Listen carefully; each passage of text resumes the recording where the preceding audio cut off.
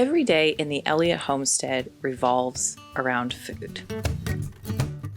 We eat primarily what we grow, which this time of year means a lot of eggs and a lot of milk.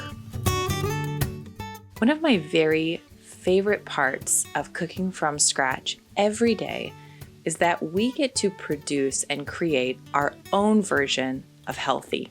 I've said this for years. My goal has never been lean meats and avoiding fat, but rather leaning into really good ingredients.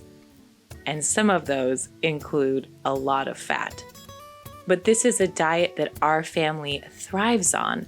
And so when we put that effort into the kitchen every day, we're able to produce our version of healthier meals with homegrown ingredients just the way we like them.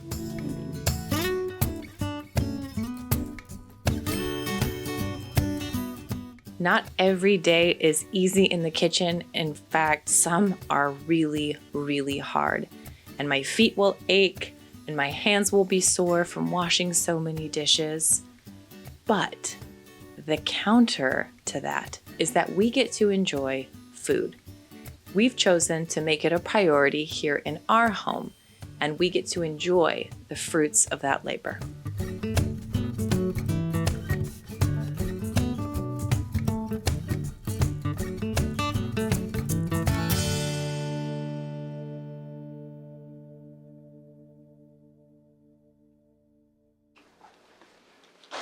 Hello, my friends, and welcome to the Cottage Kitchen at the Elliott Homestead. I thought it would be fun today if you guys came along with me and saw what it was like to be in my kitchen for an entire day, all the cooking that takes place. Now, no 2 days are the same, but they're pretty similar. Breakfast, lunch, and dinner is typically done here in our little kitchen. Today is a bit of an oddity. Our children are gone at a homeschool co-op for the day, which means that it's just Stuart and I for lunch. But it's also an oddity in that we have a special youth meeting for church tonight, so we have to make some extra food for supper. So no 2 days are the same, but every day you'll find us in the kitchen making food from scratch. So here's what that actually looks like. We've already made breakfast. Next up is having a staple on hand, which is our homemade granola, which is what we're going to make together right now. But before we do that, I would like to thank Made In for sponsoring today's video. Made In founders Chip and Jake have reshaped the kitchen supply landscape with exceptionally made-to-last kitchenware. It's used in multiple 3 Michelin star restaurants around the world and has received over 100,000 5-star reviews. You can use the link below the video to save on your first order. Today I'm going to be using their carbon steel griddle, which comes pre-seasoned to bring the best parts of a restaurant cooktop to your home. It's half the weight of cast iron, but every bit as durable, so it heats evenly, responds quickly, and is light enough to travel around from inside to outside if you need to. The griddle set is designed to maximize the direct heat contact between your ingredients and the cooking surface, which in turn maximizes crisping and caramelization. I love this new carbon steel griddle, and I know you will too. You can use the link below the video to save on your first order with Made In. You're going to be so happy. We talk often in my cooking community about the evolution that a home cook goes through. So typically it starts with like a conviction of the way that they want to eat, and then it takes like the practicality. How do you actually implement that in your kitchen? I think a perfect example of that is my homemade granola. I've been making homemade granola for ages because it's almost impossible to find high quality granolas that use butter and use natural sweeteners. And when I first started, close to 15 years ago, I had to soak my oats to make them digestible. But now the market has kind of caught up with what a lot of us are trying to do. And you can find these oats, you can get them from Costco, you can get them from Azure, but they're already sprouted. And so your body already can digest them so much easier. So I make a big old batch, not that often. I only have to make it maybe once every 2 weeks, every 2.5 weeks. And I sweeten mine with honey, with maple syrup. I spice it and put in all kinds of different nuts and seeds and, dried fruits. Today's is gonna be pretty straightforward. We're gonna do walnuts, honey, cinnamon, and a lot of butter. So even though every day is a little bit different in the kitchen, for example, I don't make granola every day, I'm always making something every day. So whether it's homemade mayonnaise or hummus, or if it's spread day, or if it's granola day, there's always some task to do in the kitchen. So when I write up my weekly menu, I will write need to make, and then I'll just list underneath it, need to make 4 loaves of bread, need to make bagels, need to make English muffins, need to make granola, those kinds of things. So I don't necessarily have to do those tasks every single day, but every single day there's a task to do. One of the biggest benefits that people often find when they start cooking from scratch and putting that effort into their kitchen is that even though they're typically spending a little bit more on better ingredients, they actually end up saving on their grocery bill, because instead of buying pre-packaged or pre-done foods, instead you're just stocking your pantry with the ingredients that you need to put it all together. So for example, with a granola, the oats and the walnuts and the pumpkin seeds, the butter and the sugar, those can be all used in 100 different ways in the kitchen. And so it allows the home cook to have a lot of versatility. And when you have ingredients on hand, especially high quality ones, you can put together your own version of these things relatively easy and relatively inexpensively compared to the pre-done ones that you find at the store. This granola doesn't take me more than 10 minutes to mix together, and then it just kind of slowly cooks in the oven for a little while.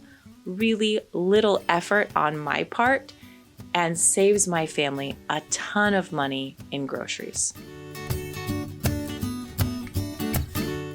The same goes for making your own bread.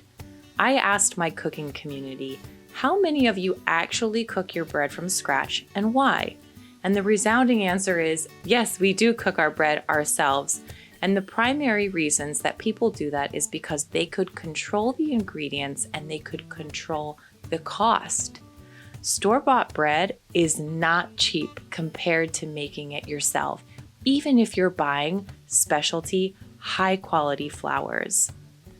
Again, not much time, a little bit of effort, and a little bit of practice will take you a long way in saving money and producing something better on the table. I mentioned this briefly at the beginning, but the idea of personalized nutrition is really important for me as a home cook, not only because I run a cooking school from my kitchen, but also because I'm so involved with the growing and processing of all our food. So one of the treats that I'm going to be making today is homemade ice cream. Now, we milk our cow and we milk our sheep. We have laying hens for eggs. And like I mentioned, there is a surplus of them right now. So what this means for us is that we're able to enjoy raw milk ice cream. Really simple, sweetened with maple sugar, almost no ingredients besides cream and egg yolk and maple sugar. It's so simple and so delicious.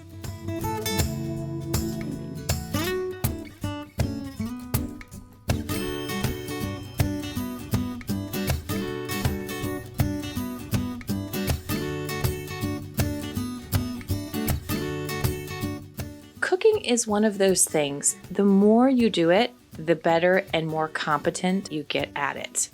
And I think that this is really important because some of you probably cook a lot more than I do. And you're looking at this and thinking, yeah, no sweat, I got it. And some of you might be watching this video and thinking there's absolutely no way I could do all that in a day.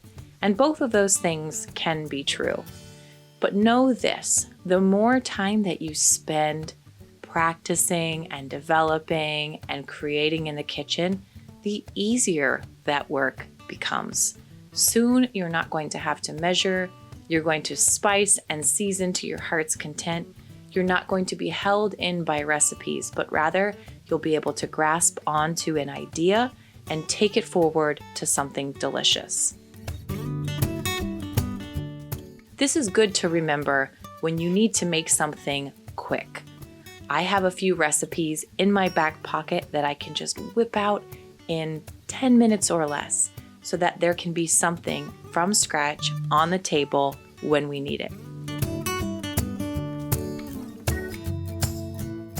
Soon, after some practice and after sort of developing your habits in your kitchen, what you like to make, what you like to eat, stocking your pantry well, this time in the kitchen can actually become a time of mindfulness and of relaxation.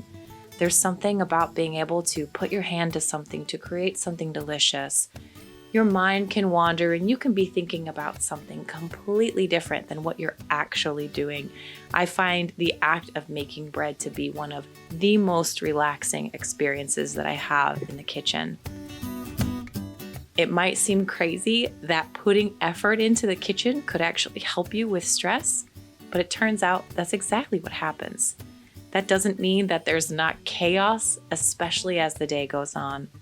There's always many hands in my kitchen willing to help. Some of those sometimes are more helpful than others.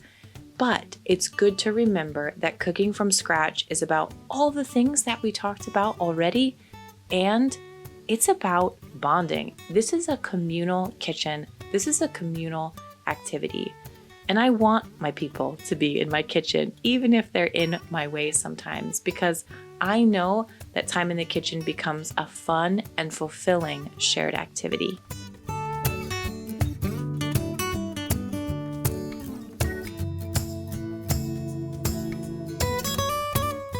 Ultimately, at the end of the day, we put this effort in because we believe that it's worth it. When I was pregnant with Georgia, who's now almost 14, I remember having the thought, what do I feed this baby? What do I feed this baby when it's born? Does what she eat impact her body the way that she feels? And yes, of course, but as a new mom, all I could think about was how I could set her body up to be as successful as it could be, to be as healthy and vibrant as it could be. So yes, the food tastes better. And yes, it's fresh and homegrown and wonderful and all these things, but it's also specifically curated to help our bodies thrive so that we can carry on doing the good work in front of us.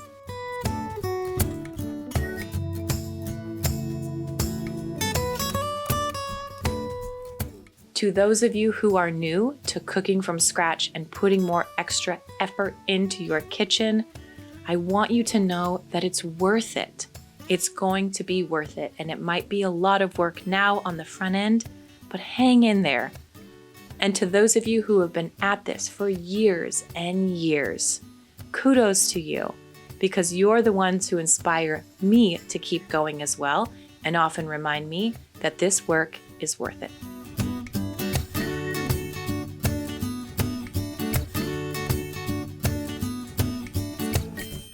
I hope you enjoyed our day together in the kitchen today. It's time for me to go clean up.